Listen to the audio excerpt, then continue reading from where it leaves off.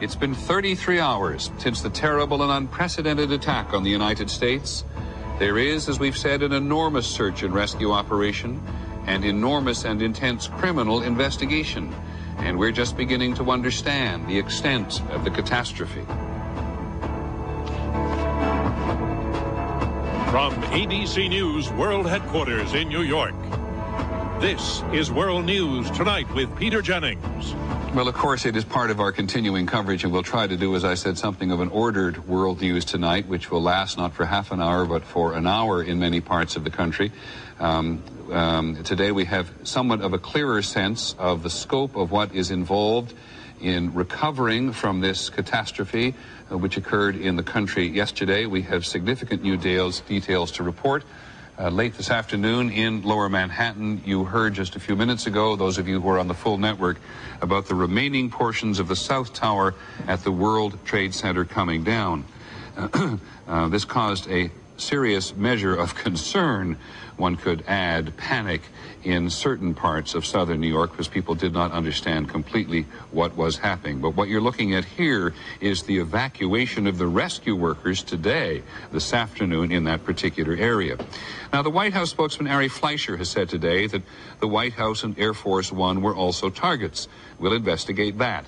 ABC News has learned that investigators believe they've identified all 12 of the people who hijacked the 4 planes. And several people in Florida and in the Boston area have been detained and certainly questioned in connection with the attacks. At the Pentagon today, this was a very moving scene this afternoon.